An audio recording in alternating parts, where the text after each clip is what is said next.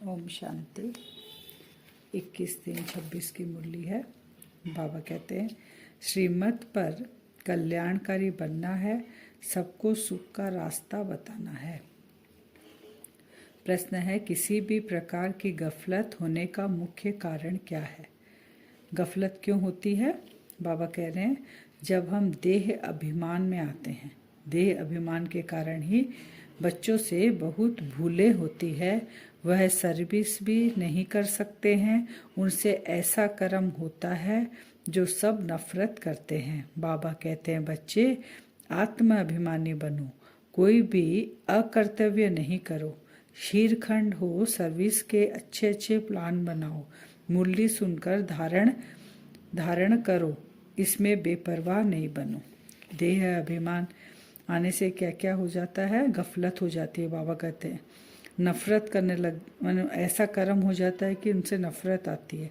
आत्माभिमानी बनना है, एक साथ मिलकर खीरखंड होकर रहना है। बाबा कह रहे हैं, मुरली सुनकर धारण करना है, बेपरवाह नहीं बनना है मुरली सुनने में। गीता छोड़ भी दे आकाश सिंहासन, इस धरती पर आ जाओ ना। तो शिव बाबा को जाने अनजाने हम भगवान को बोलते हैं ना, हे ऊपर वाला आ जा बचाने के लिए। तो वो ऊपर वाला आकाश सिंहासन में बैठा, उसको हम पुकारते हैं कि धरती पे आ जाओ।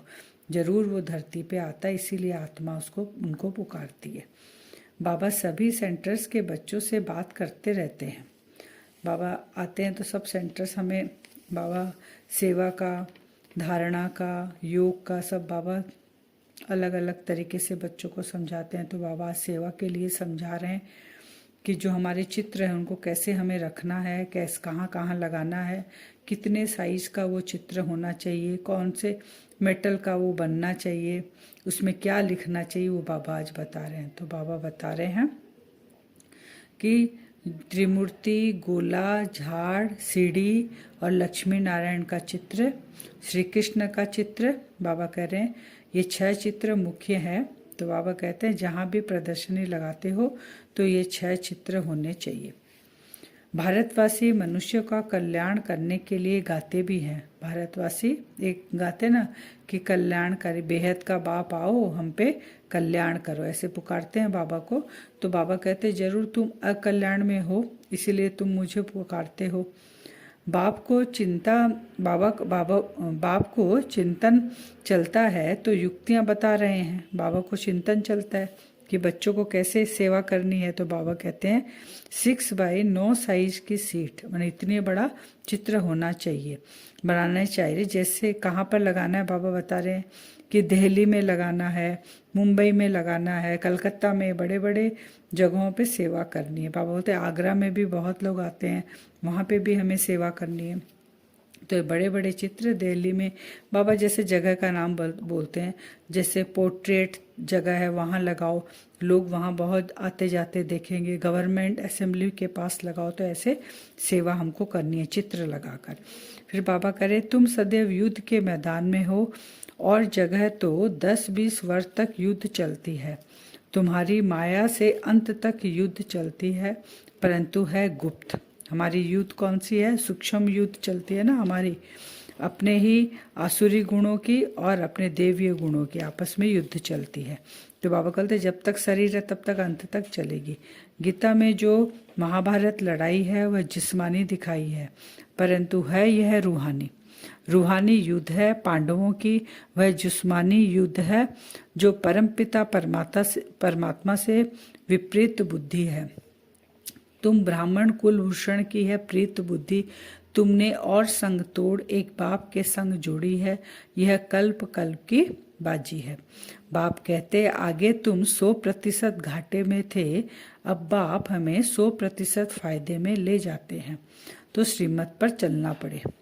अभी विशेष दुनिया है, बाबा वाइसलेस बनाते हैं।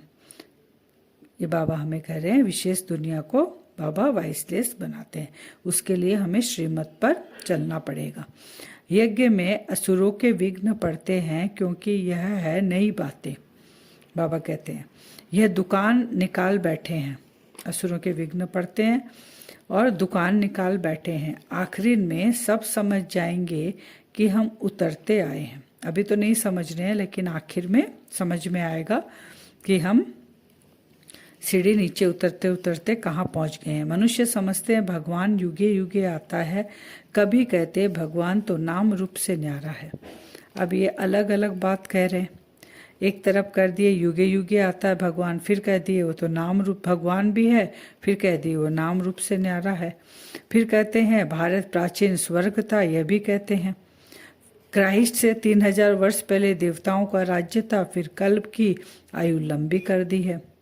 सारा बाबा कह रहे हैं सही कुछ भी नहीं है, दोनों बातें कह रहे हैं। स्वर्ग था ये भी कहते हैं, क्राइस्ट से 3000 वर्ष पहले तो एक हिसाब होना चाहिए, फिर उसको आयु को कर दिए लंबी, लाखों वर्ष कह दिए। सतयुग और त्रेता में तुम आत्मा अभिमानी थे, परंतु परमात्मा अभिमानी नहीं थे, क्योंकि हम उस समय वो सतयुग त्रेता में भगवान को याद नहीं करते थे, अपने पिता को हम भूल गए थे। जब दुख हुआ तब पिता को याद किए, तो अभी हम क्या है, परमात्मा अभिमानी। मनमना भाव का अर्थ है रूहानी यात्रा पर रहो। हे आत्माएं, मुझ बाप को याद करो। श्री कृष्ण तो ऐसे कह न सके। शिव बाबा मनमना भाव किसको कहते हैं? अपना मन मुझ में लगाओ। तो मन देहधारी तो कोई ऐसे कह नहीं सकेगा कि मुझे याद करो। तो शिव बाबा निराकार है, वो कहते हैं कृष्ण पर कोई कलंक लगा न सके, इनको ही श्याम फिर सुंदर कहना, ये कैसे हो सकता है? बाबा क्लियर कर रहे हैं कि जब कृष्ण तो प्रिंस है सत्यु का, 16 कला संपूर्ण है, तो उसके ऊपर कलंक कैसे लग सकते हैं? वो जब वही आत्मा, कृष्ण की आत्मा 84 जन्म में ब्रह्मा बनती है, पतित बनती है, तब वो श्याम होती है। लेकिन ये एक साथ ही जब कृष्ण के रूप में थी आत्मा, तभी उनको श्याम और सुंदर कहे। तो बाबा बोल रहे ऐसा नहीं हो सकता है। फिर बाबा कहते हैं अंधश्रद्धा है, गुड़ियों की पूजा करते हैं। अब गुड़ियों की पूजा करेंगे तो उसका नाम रूप ऑक्यूपेशन आदि हो नहीं सकता। बाबा कहते हैं बंधन मुक्त कौन कौन है? कुमारियां और वानप्रस्थी बंधन मुक्त है, वो बहुत अच्छे से सेवा कर सकते हैं। तुम हो गुप्त पांडव, तो बाप भी गुप्त है। फिर बाबा कहते हैं वहाँ मनुष्य मनुष्य को ज्ञान देते हैं, यहाँ परमात्मा बाप आकर हमें ज्ञान देते हैं, हम आत्माओं को। फिर बाबा कहते हैं ज्ञान लेती है क्योंकि वह आत्मा को निर्लेप कर देते हैं। वास्तव में आत्मा ही सब कुछ करती है। ज्ञान कौन लेता है? आत्मा लेती है। लेकिन वो कहते हैं कि जो मनुष्य नहीं जानते वो कहते हैं आत्मा निर्लिप है, लेकिन वास्तव में आत्मा ही सब कुछ करती है। देही अभिमानी अच्छी तरह समझा सकते हैं। मैं कुछ समझती नहीं, यह भी देह अभिमान है। दिमाग ही खुल जाना चाहिए, तकदीर में नहीं है तो खुलता ही नहीं। बाप तदबीर कराते हैं, परंतु तकदीर में नहीं है तो पुरुषार्थ भी नहीं करते हैं। बहुत जल्द अल्फ और बे समझना है। अगर हमारे तकदीर में ही नहीं है तो पुरुषार्थ भी हम नहीं कर सकते। लेकिन बाबा तो आते हैं तदबीर करने के लिए, बनाने के लिए हमारी। बच्चे, हमने तुमको गॉड गॉडेस बनाया, तुम अब क्या बन गए हो? यह है कुंभी पार्क नर्क, विषय वैतरणी नदी में मनुष्य जाकर पक्षी आदि सब एक समान दिखाते हैं। तो अभी क्या है, जैसे हम आत्माएं नीचे उतरते उतरते एकदम तमो प्रधान हो गई, तो प्रकृति के साथ जानवर पक्षी सारे हमारे साथ, बाबा कहते हैं अभी विषय वैतरणी नदी में है। भारत जो वैशालय बना है, फिर इनको शिवालय शिव बाबा ही बनाते हैं। पांडवों ने तो भविष्य में पद पाया, सो भी राज्य पीछे भविष्य होगा, अभी थोड़े ही होगा। हम पांडव जो गुप्त, अभी बाबा के साथ हम गुप्त कार्य कर रहे हैं, अपना पुरुषार्थ कर प्रारब्ध जमा कर रहे हैं, वो हमें भविष्य में मिलेगा, अभी नहीं मिलेगा। सबको कार्ड पर निमंत्रण देना है। मुरली नहीं पढ़ेंगे तो धारणा कैसे होगी? ऐसे बहुत बेपरवाह हैं बाबा के बच्चे। तो बाबा वो बोल रहे हैं। फिर है मातेश्वरी जी के महावाक्य। तो मम्मा कहते हैं कि आत्मा कभी परमात्मा का अंश नहीं हो सकती। बोलते हैं ना अंश है, टुकड़ा है, ये नहीं हो सकती। तो मम्मा बता रहे हैं आत्मा परमात्मा की अंश है। अब अंश तो कहते हैं टुकड़े को, एक तरफ कहते हैं परमात्मा अनादि है, अविनाशी है। तो ऐसे अविनाशी परमात्मा को टुकड़ों में कैसे लाते हैं? अब परमात्मा कट कैसे हो सकता है? आत्मा ही अजर अमर है, तो अवश्य आत्मा को पैदा करने वाला अमर ठहरा। ऐसे अमर परमात्मा को टुकड़े में ले आना गोया परमात्मा को भी विनाशी कह दिया, लेकिन ऐसा नहीं होता है। मम्मा क्लियर कर रहे हैं। फिर कहते हैं एक तरफ कि परमात्मा के महावाक्य हैं कि बच्चे मैं खुद तो इमोर्टल हूँ, जागती ज्योत हूँ, मैं दीवा हूँ, मैं कभी बुझता नहीं हूँ, और सभी मनुष्य आत्माओं का दीपक जगता भी है तो बुझता भी है। उन सबको जगाने वाला फिर मैं हूँ, क्योंकि लाइट और माइट देने वाला मैं हूँ। बाकी इतना जरूर है, मुझ परमात्मा की लाइट और आत्मा की लाइट दोनों में फर्क अवश्य है। फिर बाबा एग्जाम्पल दे रहे हैं, जैसे बल्ब होता है, कोई ज़्यादा पावर वाला कोई कम पावर वाला होता है, वैसे आत्मा भी कोई ज़्यादा पावर वाले कोई कम पावर वाली है।